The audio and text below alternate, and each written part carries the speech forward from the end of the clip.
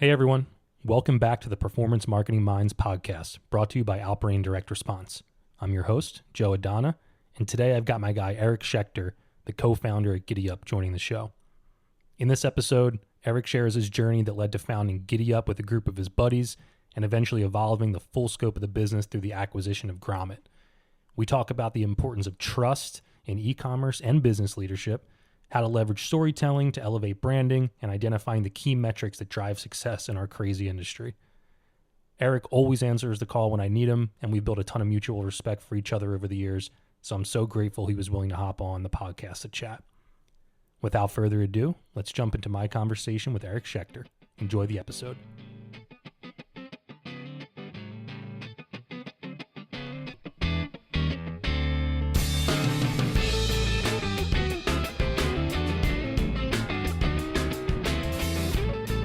Going to do a cold open with you. Eric Schechter, co-founder of GiddyUp and Grommet. Pumped to have you here. There's a lot of things I want to ask you and dive into, but first off, introduce yourself and talk me through the process of founding GiddyUp and what led to Grommet, like what it is and what's the vision here. Yeah. Well, good to be here. It's awesome that you're finally doing a podcast, long overdue. Super honored to be one of the first guests. I'm Eric Schechter. I'm one of the co-founders of GiddyUp, which is a exclusive white hat e-commerce affiliate network. We were founded in 2013, so we're actually going to be 12 this year, which is wild. And so it's been a long road.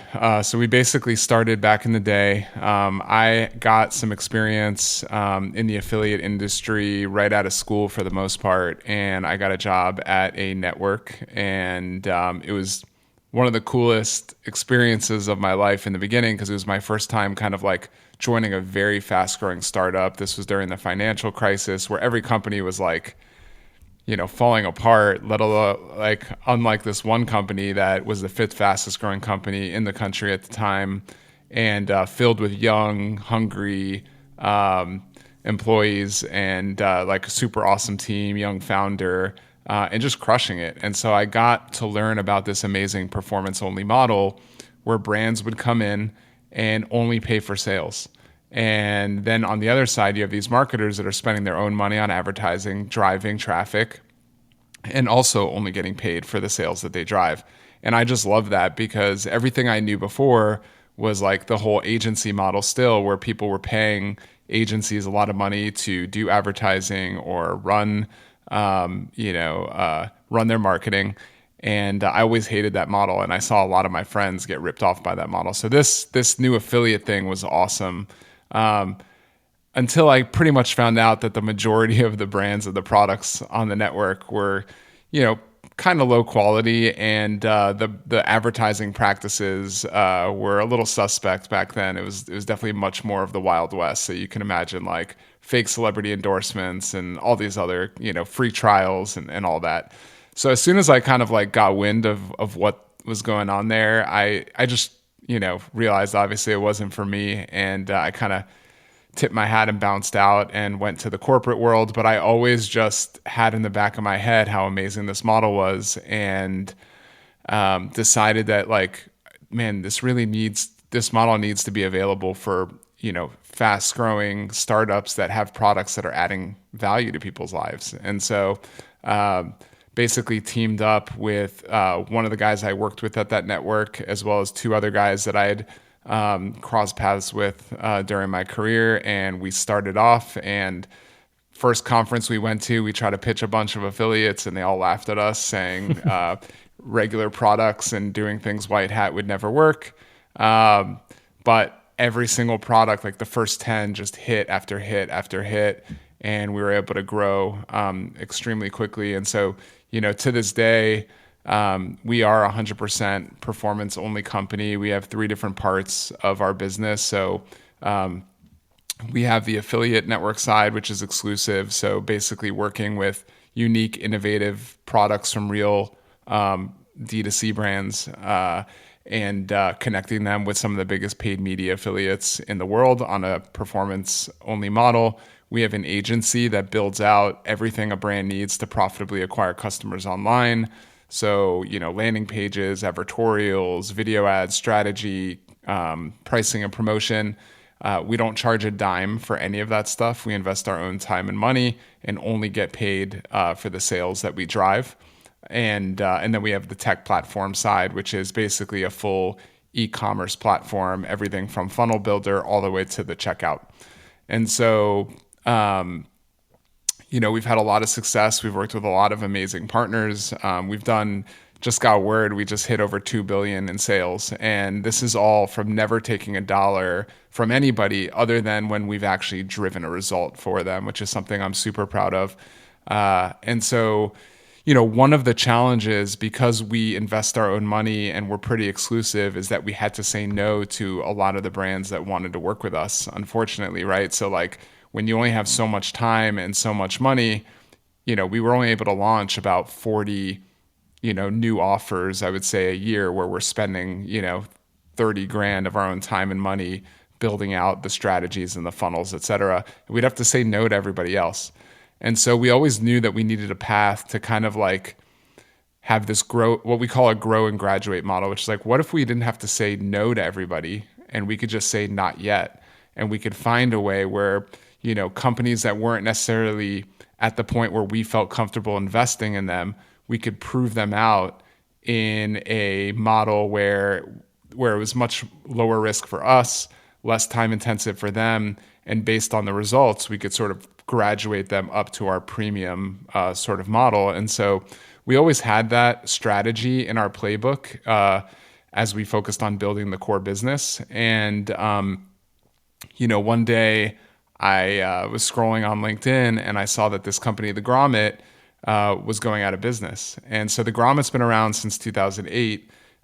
They were one of the first companies that built an e-commerce store that was really focused on new innovative products and kind of championing these small businesses, these really cool products that the big retailers just wouldn't take a chance on. And so they were like a curator that focused on storytelling and quality and just the coolest shit out there, that was available for purchase. And so we would always use them to like biz dev and look at what was cool and, look at trends, and always respected what they were doing. And so when they went out of business, I was like, this can't be right. Like, that does not make sense. Like, how could they not be acquired or whatever? And basically we reached out and it was true. They tried getting acquired. They were owned by Ace Hardware at the time, and Ace Hardware was just basically ready to just close down the company. And we were able to kind of scoop them up and have the Grommet sort of brand live on. And so what was really exciting about that opportunity for us is that, number one, thousands of brands already knew the Grommet name and trusted them. Millions of customers already knew the Grommet brand and were engaging on their email list and trusted purchasing products for them. They had over 3 million shoppers on their list that were all buyers. And it basically gave us this opportunity, like fast track what we would, once look at building a consumer brand. Now we were like 15 years of brand building in one day. And it was kind of the foray to being able to now, instead of launching things immediately on GiddyUp in the network, let's launch it on Grommet and start testing it with these millions of shoppers that we have. And based on the engagement and the purchase data and all that, we could use that as a way to kind of like cherry pick the best opportunities for the network. And so honestly, like, it was a mixture of being in the right place at the right time, a lot of luck, but also having the funds to be able to pull the trigger quickly and being able to work with that team to kind of close the deal. But, it was a blessing overall. It's just such a cool story. Like, that's why I had you repeat it all and not go cold intro, just right into everything, because I think from knowing you for a couple of years, it's just, the journey's been incredible. And I remember the story of when you were kind of hinting at me, we might be doing this. This is something that I see the future of our company, and just your idea behind it and how passionate you were of like, we have this thing that's great right now, but here's the thing that's going to take us to where we want to be. I just remember years ago when you were talking about it, it sounded so cool.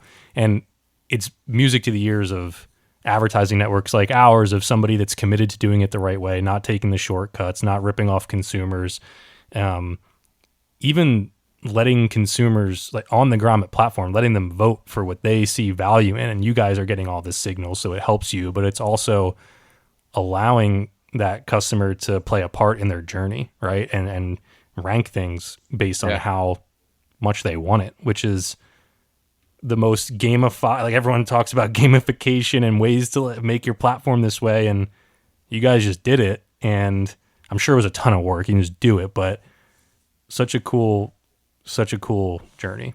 Thank you. Yeah, it's one of the things that we have been the most excited about, especially when we were building the new platform. So we started with the email newsletter because that was the easiest way to get going. And it was like, out of the gate, these shoppers, these consumers, they're different. Like, they are super passionate about small businesses and supporting innovation and all of that. So we knew we had something special, and we wanted to build this unique platform that really helped their voice be heard. But we also realized that, like, discovery was not really democratized in a way where, like, when you go to any sort of like retail site, like even, I don't know, Best Buy or Sharper Image or any of these companies, right? Even Amazon, right? Like, you're only seeing and discovering what they're deciding to put on their homepage, if you will, right? Like, what do they want to put on sale?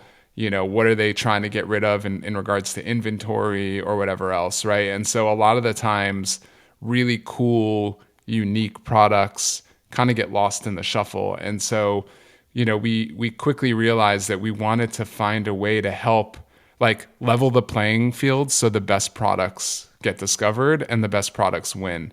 And so the best way that we realized how to do that was to leverage the power of letting shoppers upvote products that they thought were cool, unique, that they wanted to try, and use that with, you know, purchases and other engagement behaviors to kind of surface these amazing products to the top of our feed, where maybe in any other ecosystem, they would not get a fair shake, right? And so what's been really cool is, like, products that we never thought would surface to the top actually have.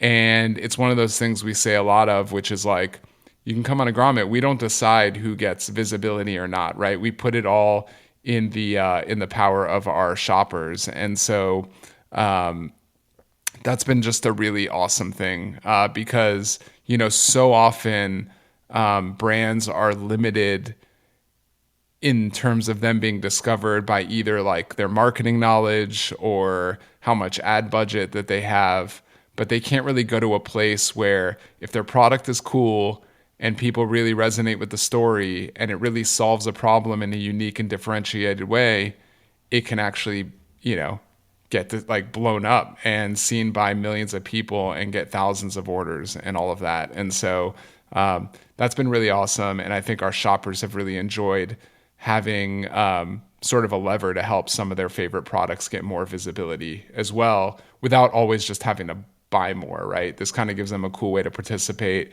even if they can't afford it, or maybe they just purchased it, or what have you. So yeah, it's been really special to see kind of how that's developed over time. Yeah, it's almost like there's a false flag on some of the big retailers, even Amazon, because they're showing you what they want to show in all of their algos and sponsored posts and all this kind of thing. But are they actually getting a real read on what consumer interest is in all of those products? Because number one, there's so many, but number two, it's, you know, manipulated in a way that makes you see what they want you to see rather than the upvoting system, which is more of a Reddit style, which is really cool. And you guys have launched thousands of products over there. Yeah. Talk to me about what you've seen recently in terms of trends and how things stick out now in this new age of D2C and brands. Is it specific verticals? Are they doing something different with their communication and maybe capturing emotion different to a product with creatives? Or what are some of those trends on that side? Yeah. So, well, I think one of the reasons why a lot of shoppers really love the Grommet, and also, the brands that are really standing out on the Grommet and doing the best are actually the ones that are putting, their own face behind the brand. I think that we've come to a point where with like Temu and all these drop shippers and everything else, like trust is like a really important thing. And so, Grommet does our part in regards to like curating. So you can't just join the Grommet and list your product. It's not like a marketplace, right? So while we launch thousands of products, we say no to many because we want it to actually be a real product and not just like some garbage that's coming off a truck somewhere and like not valuable. So we do our part. But I think what I'm seeing both on the Grommet and off is shoppers really do care about who's behind a product, why it was created, what the story is, like more about the business and the values that they care about. And so you see this even on like why is Shark Tank such a popular show and why has that grown so quickly? And when products are being crowdfunded, that was an early way of seeing like people really do care about why people are creating this product and so forth. And so I think the brands that are doing the best, both like on the platform and off, are just doing a very, very good job communicating their story, showing their team, talking about why they care about the problem that their product is solving. And it's something that I think is an edge for a lot of these brands now, because so many people are just buying products and having such a bad experience, with buying things just off TikTok Shop or some of these other platforms where they're just very low quality and they end up having a really poor experience. But when you actually see a face behind the brand and someone that's willing to put their reputation on the line behind it, it says a lot, right? So I think that from that perspective, the brands that are doing that are coming out ahead. I think it even speaks to why the nefarious actors in our world are so successful. And I was talking to Kyle Schechter from ClickBank about this, just looking into data of when you catch people that are doing the fake celebrity endorsements or fake Shark Tank articles and all these things that you shouldn't do. You're going to get caught. Don't live your life like that. It's a mess. That's my unsolicited advice to anyone listening that's thinking about making a quick buck. But it's crazy to see the conversion difference when there is somebody there trusted that is a celebrity or a doctor or somebody that people can get behind. Maybe it is the owner and telling their story and why they built it and everything that goes with it. But it's true. And we see it in the data too. And the products that do have the story and some backing by a real person tend to work best. And that's what I love about this. It's just sustainable. It's like, this is how you build a long-term business and not just wondering if someone's going to come over your shoulder and snatch your revenue away from you because you're doing something messed up. Totally. And I think that, the trust piece is an area that we're just trying to lean into both on the GiddyUp side and Grommet. And so, like I said, we're a curated platform. So it's not like anybody can list, because at the end of the day, I think that a lot of people have shifted from like, yes, you will search for things that you need at any given time, but a lot of people are buying from discovery platforms, right? Like seeing things on TikTok or ads that they're finding on Outbrain and other, ad networks. But the problem is that, again, especially now with AI, we're really looking at a moment where people are and can kind of like fake everything. And so everything from people selling, the dream through a video of a product that doesn't exist or enhancing it in a way that is just far from reality. I think that where everything is going is much more into trusted curation from a discovery standpoint than just like blind discovery, because people have just been burned so much in the past, right? And so what we're leaning into again is just like, how do we create that level of trust? So when people buy something from the Grommet, they know that there's a team out there that is vetting these things, and we're still able to do that, at scale. And then you have this kind of like community component that's also playing a part into it, along with real founders or real people that are behind the product and offering great guarantees and all of this stuff, right? So I just think trust is such a big, it's always been big, it's why like influencers and all of that have done so well. And to your point, like celebrities, but usually they're only promoting a couple products at a time, and it needs to like fall in line with their own personal brand.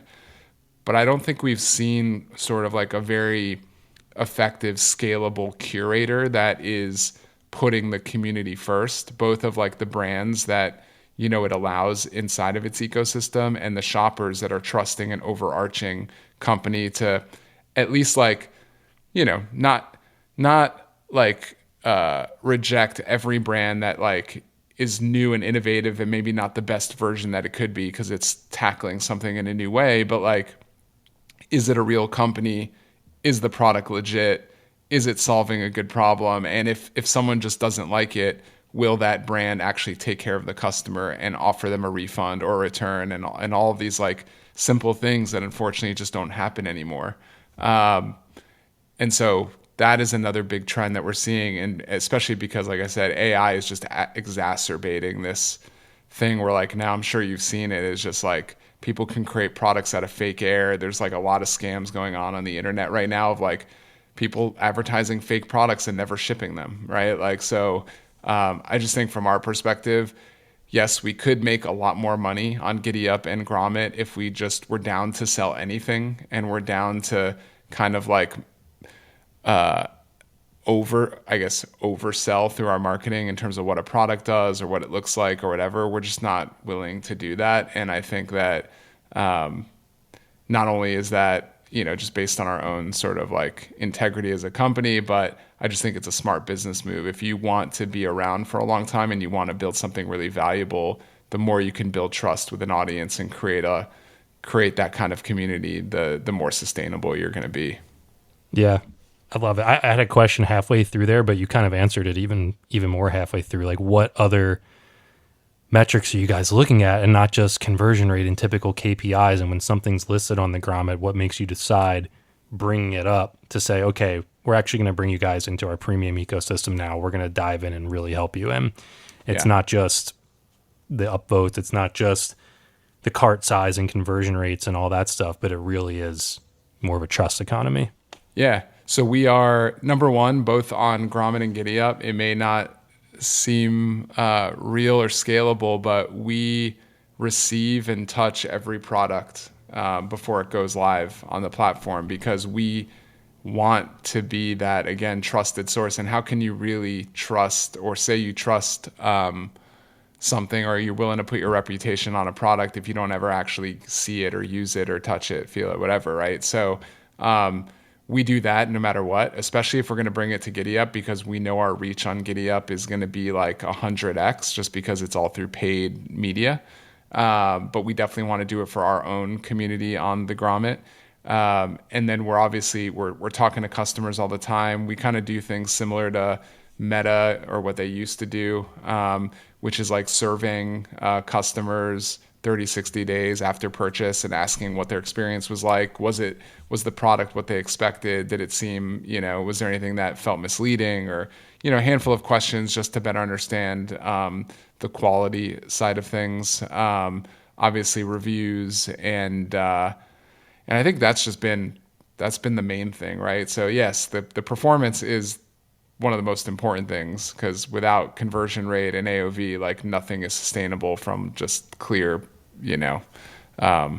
economic point of view, right? So like that is foundational, but you can kind of get anything to convert. The real thing is like, are we adding value to people's lives? And like, would I be proud to show that ad to my mom if she saw it? And if she bought that product, would I be proud? Even if she didn't love it, would she have a good experience returning it and dealing like with the customer support team and all of that? And I just hope more.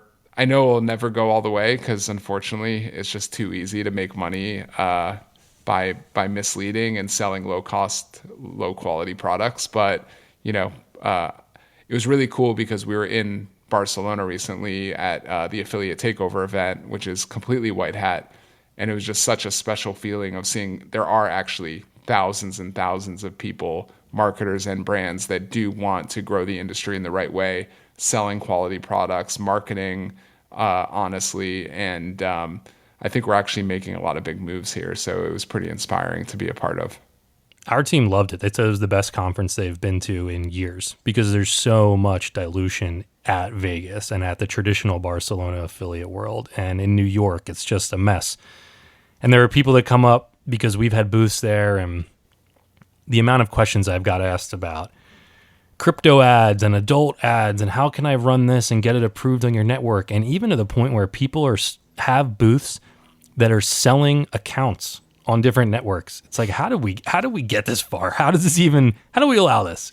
So feedback from our end, extremely positive. I heard there's another one in Miami or Florida somewhere. Yeah. When is that? Yeah. That's in Miami, I think in the spring. Okay. So the guy behind it, Alex McColl, he's the real deal.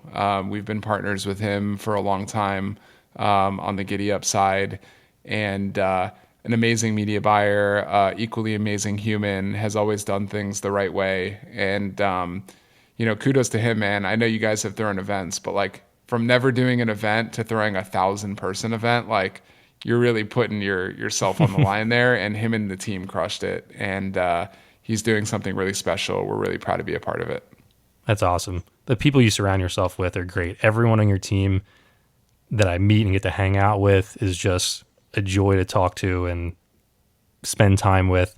How have you guys grown so much and still been able to maintain that core value that you and the guys started the business with? Like, what type of leadership principles in there? Is it in your company handbook when people get hired? Is it something you just continue to reiterate and, leaders speak with their actions and you guys continue to set the message with what you do? But I'm just really curious, as you guys have scaled, you still maintain everything you've set out to do and done it in a good way. Yeah, thanks for saying that. I'm super proud of our team.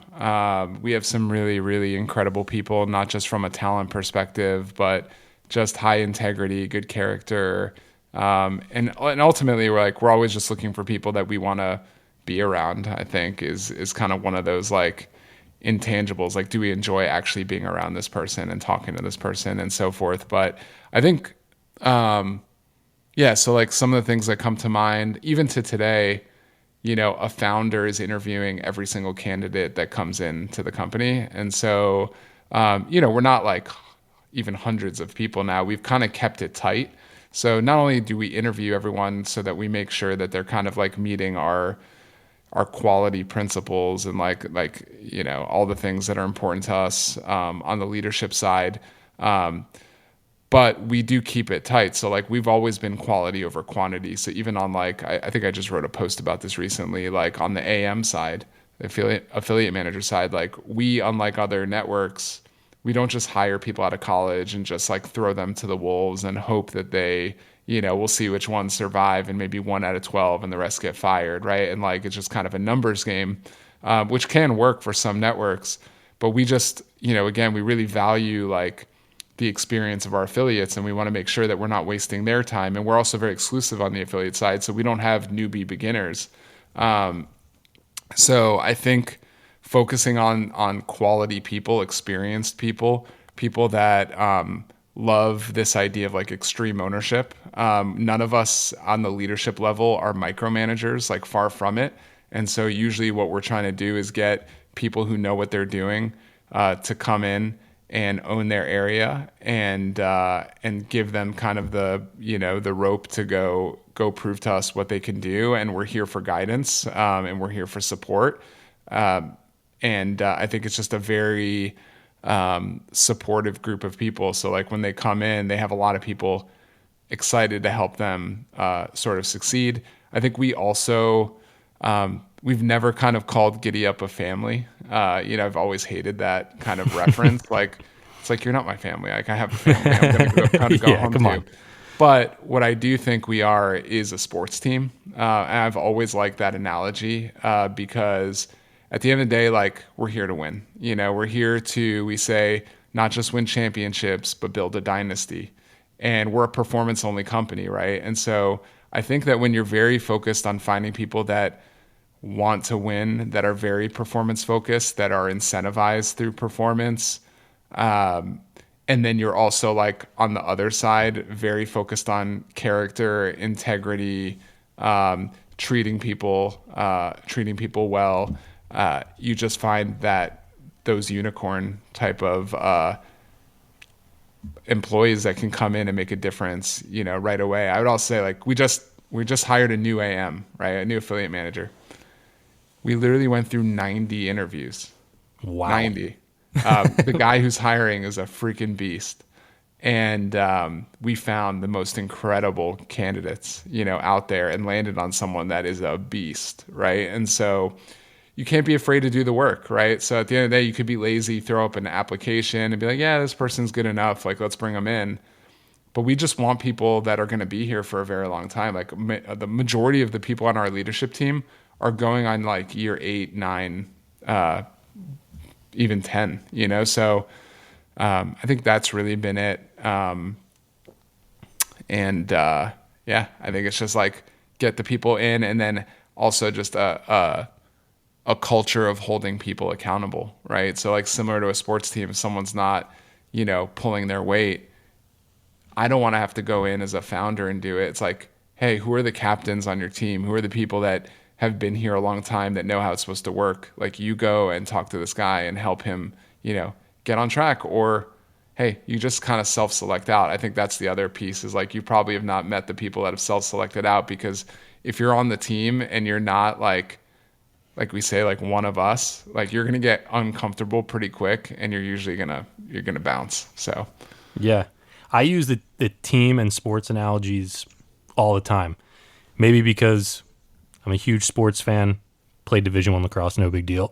But coming from that world and understanding how a good team operates, that it's not just sunshine and rainbows and talking people up, but being able to be held accountable and be a leader and help your teammates, even though it's not your job. Like when somebody misses an assignment in a sports, like in lacrosse, when somebody misses a slide and you have to pick it up and you have to go hit it, whatever you have to do, like you have to be there. And when we started our new team and we went from account managers and salespeople calling on big holding and enterprise agencies to going to only direct response in this world of affiliate marketing, I had a slide, and it was the quote from Bo Schembechler, who was the head coach at Michigan, and that whole speech about the team.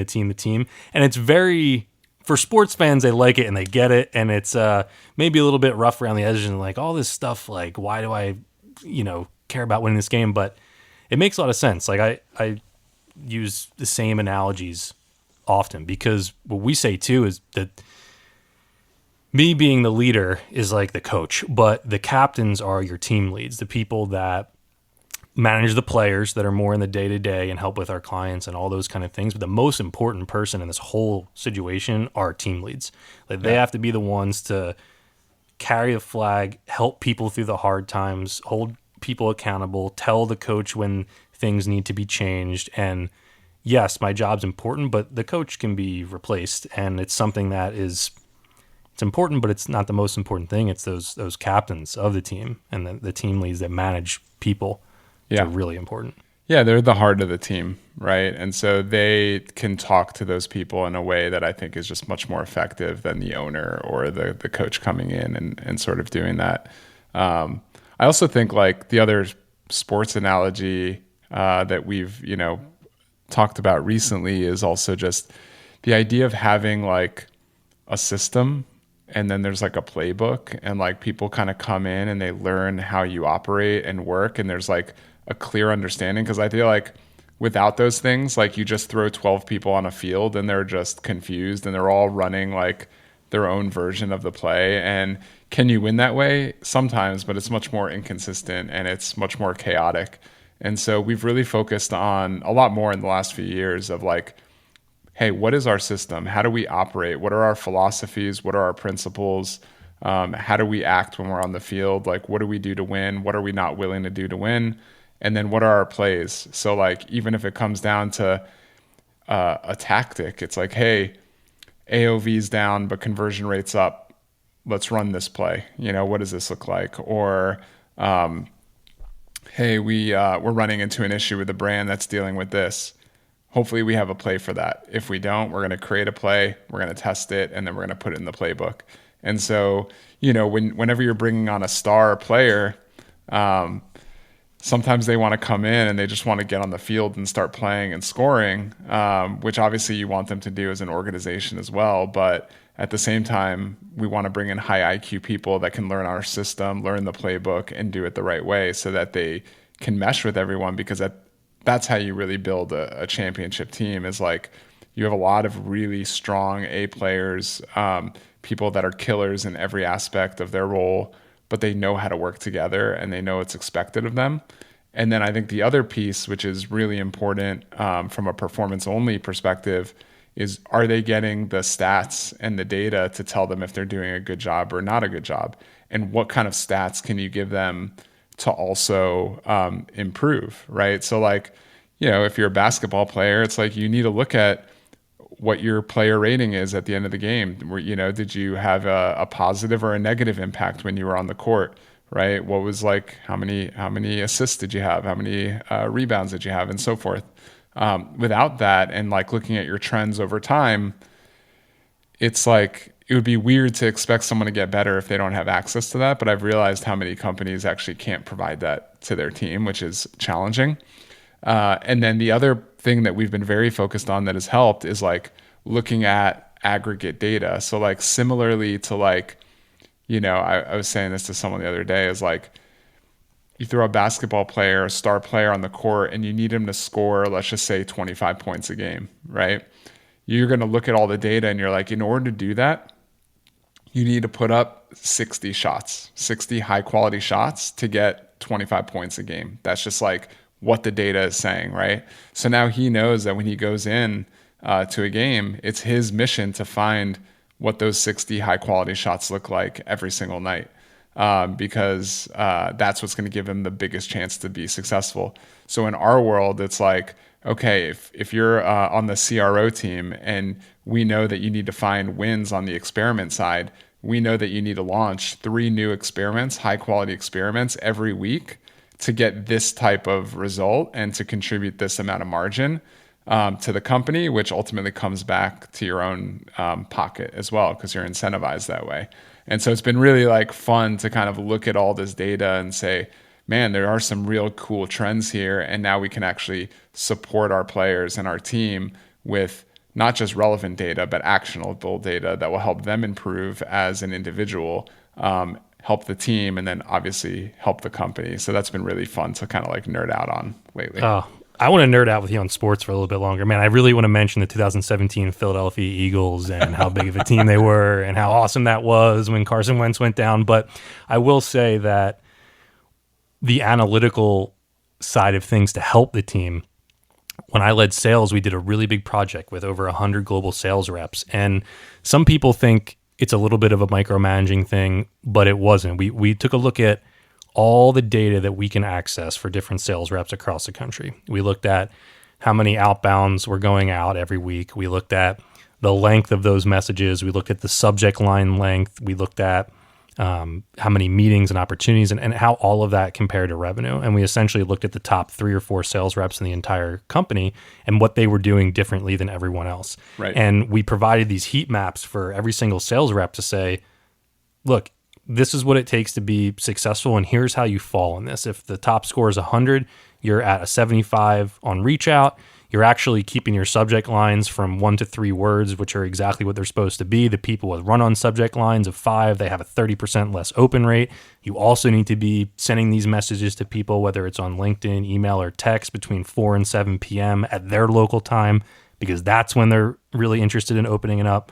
And through that, it was crazy. Even just little subject line changes to people's email reach out increased open rate by 10% for the people that did it, and everyone else that wasn't saw the same or a decrease. And it's being able to help people by seeing those things, and it's super cool. That's what I love about being a leader, being able to help people elevate their game like that. And some people just need to see the data, right? You could tell them that you're hey, 3 words in your subject line, you're going to do better. And they just may not believe you. But having this do like actually spending the time to gather that data, synthesize it, and being able to show it to these people who may be more data driven or visual or whatever, it can make such a meaningful difference.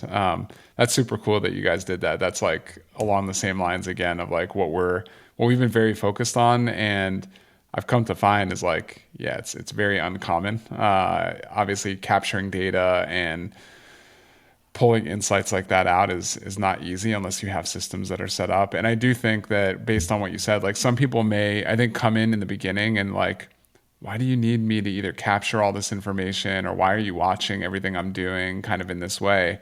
And it could feel micromanaging, but it's far from what we're looking to do. At the end of the day, we're just trying to find the trends to help them be more successful, right? So yes, you need to send 10 emails to get one person to open. Every single winner on the team is sending at least 10 emails every day to get that one open. It's like, you need to know that. If not, you're just sending 5 and you're like, why am I failing? So I think it's super powerful lever. And I just want to keep going down that rabbit hole. You know? Yeah. I mean, so when I was a junior sales rep, that's what I thought, right? Like I thought that the call recordings, and we used Yesware to track emails and subject lines and all these things. And I thought that people above me were going to be looking at everything I did, and they're going to call me out on little things, and this is my style and this is how I do it. But then as I continued to progress in my career and learn more about this whole thing, and I actually took a course online about business analytics across all different disciplines of business, and starting to learn just what numbers really matter, how data can tell a story any way you want, really. Like you can make one set of data look 2 different ways depending on how you do it. But it was super cool. And that's the whole, going back to the sports thing, it's like that's what the coach is there. They're not trying to tell you to,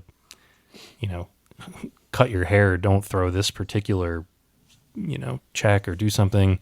It's to try and help you so the whole team can succeed and ultimately make you more successful. So there's all types of tools out there that are awesome. We used Gong for a little bit. That was okay, but at that point, AI wasn't good enough to really like synthesize all the information and get it as a clean readout. It became something that was more of a headache than was useful. Probably now, that was 5 years ago. Probably now it's a little bit better, but yeah, I love that stuff. Like I love looking into that, trying to lift people up in the best way. It's cool. Yeah. I mean, you've always come across as like a really strong leader, and everyone that's always talked about you obviously has a lot of positive things to say. And I think that's just from your experience, like kind of like what you're saying. It seems like you've learned from a lot of really smart people and seen the downfalls of things that they've done that probably haven't made a lot of sense, and seen all the good things that leaders that you've been around have been able to do to make an impact. And I think the cool part is, similar to me, it's like I've taken bits and pieces of all of that. And at the end of the day, I kind of always step back and look at, like, when we first started the company, we're like, what kind of company would we want to work for? And what kind of leaders would we want to report to? And, we had this sort of like ideal state, and that was really our North Star. And so if there was things we could do immediately to get the company there, we would do them.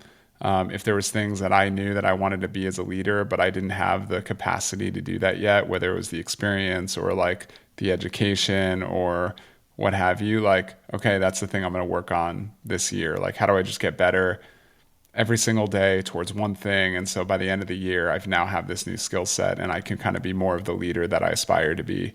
And it all started, for me at least, with a lot of the incredible leaders that I grew up with and, learned a lot from, respected, just as much as the people that I knew I never wanted to be like, yeah, as well. No, I'm glad this is audio only, so you guys didn't see me blush and smile ear to ear, but I have a lot of mutual respect for Eric, so I appreciate the words. And yeah, it's something that I think it also comes from being a chronic overthinker, and how many times I maybe don't give myself enough credit that I know the right answer to a question. And sometimes it's bad, but a lot of times it's good, especially when you get to know people and you've been around in the industry for a while, that you can pick up the phone and text someone or reach out to somebody just to double check your work, make sure you're thinking about things are correctly. You know, if they have any advice for you, like anything I've ever done that's a big decision, I probably ask 3 or 4 people, and I definitely don't need to do that. I think I'm, smart enough to make the decision, but it's also just, you have to be able to see what you don't know, and then being willing to make the step and reach out to somebody to actually help you. Because it's crazy in our world too. And most good people that you surround yourself with are always willing to just shoot the shit and have the conversation and brainstorm. I love a brainstorm. I tell my wife and people all the time that throwing the spaghetti against a wall is my favorite, because I'm not going to have the right answer most of the time. But through the conversation, you eventually get to the right answer. Even if it doesn't start with some weird idea, it starts with a weird idea and something that doesn't make a ton of sense, but even just the starter of throwing it gets you everything you need in the end, even if it doesn't maybe start out that way.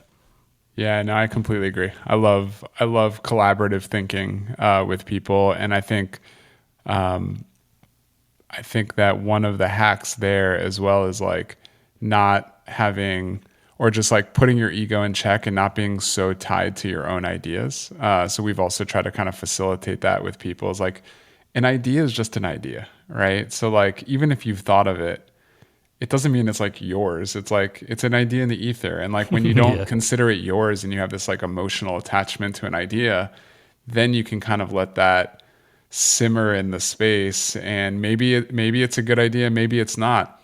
Whether it is a good idea or not, it has nothing to do with your self-worth, right? Or your ability to come up with good ideas. But that's how you get to the right answer. And so the more we can kind of let go of my ideas represent me as opposed to them just being ideas. I don't know, it's one of those hacks that has worked really well for our team. And it's easier said than done, right? Because we all want to be proud of what we contribute to the team and how people view us. But I think that's just really how you're the most productive as a team when trying to come up with a solution, is what are all the options and possibilities, and not being afraid to throw it all out there, and whatever rises to the top, let's go with it. Let's all stand behind it. Yeah. I mean, every good idea is stolen. There's only so many guitar notes and guitar chords that you can play. You're not, it just is what it is. So let's end here. What's next for you? GiddyUp, Grommet? What happens in the next 2-3 years for you guys, and what are you most excited about? Man, we're going to continue doing what we're doing, in the sense of focusing on giving as much value as possible to our marketing partners, to our brands and the shoppers. And so that's going to take lots of different forms. We are heavily investing in the technology side of our business as it relates to all the things that are going to be needed to constantly improve performance, constantly scale more brands that we're working with. Now that we have a full pipeline of brands coming in from the Grommet, how do we give access to more and more brands, the magic that GiddyUp can offer? We're working with a lot more of a diversified group of affiliates, so working with a lot of publishers and creators and influencers. The thing I'm most personally excited about, at least right now, that the team is working on, we've basically built a Gen AI creative lab. So I've hired one person. Well, he was actually on our team before, and he's a beast. And he comes from the movie directing world. And so he's a producer, director, but a technologist as well. And so he's full-time focused on generative AI on the creative side. And so we are seeing some incredible results of just producing basically AI that is indistinguishable from reality, and what we can do to just make our message as effective as possible, no matter what product we're promoting, testing lots of different demographics and all these different things. And it's really, really exciting. So I think that's the main thing with Grommet. We're just looking to kind of continue to expand with what we're doing and make product discovery a lot more accessible to more brands, finding more brands that aren't getting a fair shake and shot, and getting them a lot more exposure out into the world. And so there's a lot. I mean, we've probably built one of the most complex businesses. We serve so many different people, but it's fun. I have great partners, and who knows, man? right now we're just having a lot of fun. There's a lot of work focused on Q4, prep, the Super Bowl of our industry. But, we take it 1 year at a time, so to speak. We do have a big vision, but it's just continue to add as much value as we can to our customers and our clients. So that's really where we sit. Great. I mean, this was an awesome conversation. Thanks for spending the time in the fall right before mayhem gets going. Yeah. I'm super grateful that I have gotten to know you over the last couple years. And for people listening, make sure you follow Eric on LinkedIn because he's dropping bombs and knowledge, what it seems like multiple times a week now. And you can get some more continued insight from him over there. But thanks for coming on, man. Really appreciate it. Thanks, brother.